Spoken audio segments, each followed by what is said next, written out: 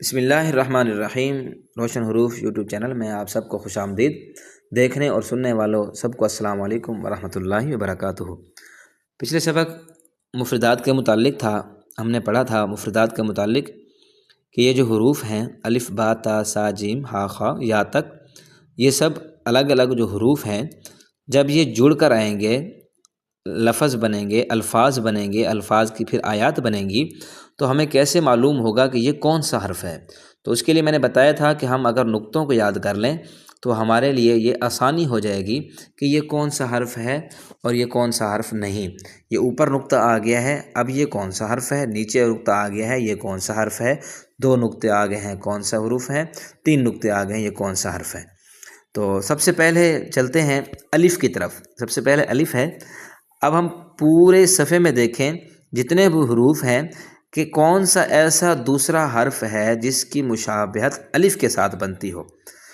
تو جب دیکھیں گے تو ہمیں الف کی شکل اور لام کی شکل ایک جیسی نظر آئے گی۔ ابھی ہمیں نظر نہیں آ رہی، تھوڑی سی مشابہت رکھتا ہے الف لام کے ساتھ۔ الف، سب سے پہلے الف کے بارے میں بات کریں گے۔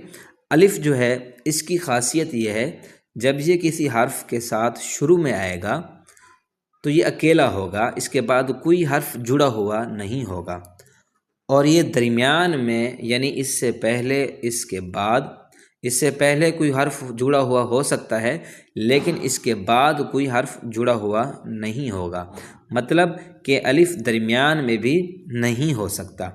الف شروع میں آئے گا تو اکیلا ہوگا، جب یہ آخر میں آئے گا اس سے پہلے حرف ہوگا، اس کے بعد میں کوئی حرف نہیں ہوگا۔ جب یہ آخر میں آئے گا تو یہ اپنی پوری شکل ظاہر کرے گا، اس سے پہلے جو حرف ہوگا اس کی آدھی شکل لکھی ہوگی، اور الف کی پوری شکل جس طرح اب یہ لکھا ہوا ہے ایسے ہی پورا یہ الف لکھا ہوا ہوگا۔ اس کے بعد ہے لام۔ لام کی یہ خاصیت ہے کہ جب اس کے بعد کوئی حرف آ جائے تب بھی یہ جڑ جاتا ہے، درمیان میں بھی یہ جڑا ہوا ملے گا، اس سے پہلے بھی حرف ہوگا، اس کے بعد بھی حرف جڑا ہوا ہوگا، اور یہ آخر میں بھی جڑا ہوا ہوتا ہے، یعنی اس سے پہلے بھی کوئی حرف جڑا ہوا آ جائے تب بھی لام اس کے ساتھ شامل ہوتا ہے۔ جب یہ آخر میں آئے گا تو ہمیں لام کے پہچاننے میں اور الف کے پہچاننے میں آسانی ہوگی۔ اکثر جب غلطی ہوتی ہے تو ہمیں درمیان میں جب یہ لام آتا ہے، شروع میں یا درمیان میں جب لام آتا ہے تو ہم بھول جاتے ہیں کہ یہ الف ہے یا لام ہے۔ اس لیے کہہ رہا ہوں کہ لام شروع میں جڑا ہوا ہوگا، درمیان میں بھی جڑا ہوا ہوگا، اور آخر میں جب یہ آئے گا تو یہ اپنی پوری شکل میں ہوگا، جیسے یہ اب اس کی گولائی ہے، یہ پوری اپنی شکل میں ہوگا۔ اور الف وہ جب شروع میں آئے گا اکیلا ہوگا، آخر میں جب آئے گا تو وہ اپنی ایسے ہی جیسے اس کی شکل لکھی ہوئی ہے اسی شکل میں وہ آئے گا، یعنی الف شروع میں ہوگا تب بھی اکیلا ہوگا، آخر میں آئے گا تو اپنی پوری شکل میں ہوگا۔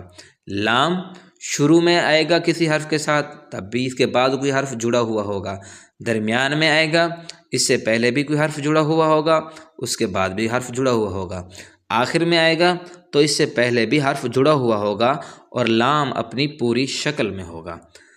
آگے ہے با تا سا، تین حرف یہ ہو گئے، اور ان کے بعد نون اور یا، ان پانچ حرفوں کی شکل بھی آپس میں جب یہ کسی حرف کے ساتھ جڑ کر آئیں گے تو ان کی شکل بھی ایک جیسی ہی محسوس ہوگی، معلوم ہوگی، دیکھنے میں ہمیں نہیں معلوم ہوگا کہ یہ با ہے، تا ہے، سا ہے، نون ہے یا ہے، اس کی ہمیں پہچان ہوگی نقطوں کے ساتھ۔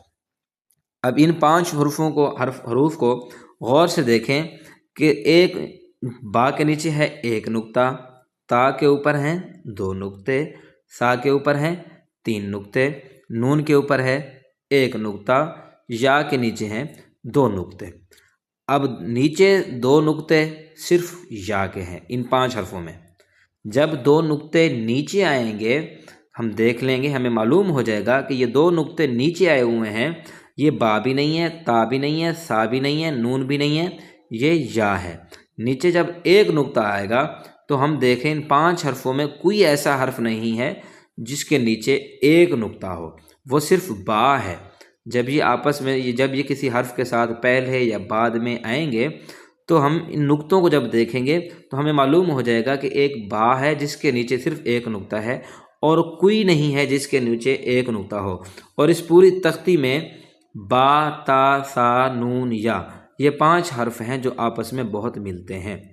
با کے نیچے ایک نقطہ ہوگا، جب ان حروف میں سے کوئی حرف کسی حرف کے ساتھ مل کر آئے گا تو نیچے جب نقطہ ہوگا تو وہ با کا نقطہ ہوگا۔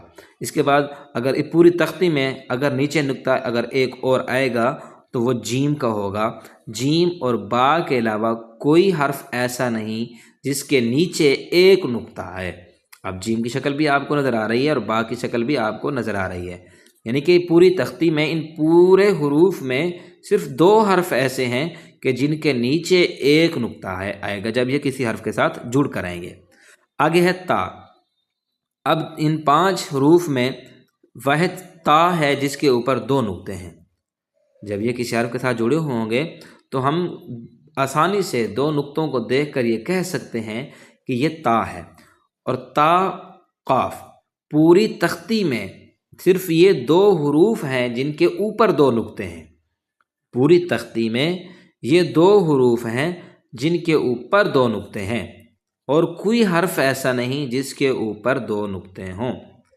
جب یہ کسی حرف کے ساتھ جڑ کر آئیں گے تو قاف کی شکل بھی ہمیں نظر آ رہی ہے اور تا کی شکل بھی ہمیں نظر آ رہی ہے۔ آگے ہے سا۔ سا پورے ان 5 حروف میں کوئی حرف ایسا نہیں جس کے اوپر 3 نقطے ہوں، اور سا، شین، پوری تختی میں یہ 2 حروف ہیں جن کے اوپر 3 نقطے ہیں، اور کسی حرف کے اوپر نیچے کہیں بھی 3 حروف نہیں ہیں۔ پوری تختی میں یہ 2 حروف ہیں جن کے اوپر 3 نقطے آتے ہیں، سا، شین۔ اب ان دونوں کی شکل بھی ہمیں نظر آ رہی ہے۔ ان کے متعلق، شین اور سا کے متعلق مزید آگے پڑھیں گے انشاءاللہ۔ آگے ہے نون۔ اب ان پوری تختی میں نون واحد حرف ہے جس کے اوپر، پوری تختی میں نہیں، ان 5 حروف میں واحد نون ہے جس کے اوپر ایک نقطہ ہے۔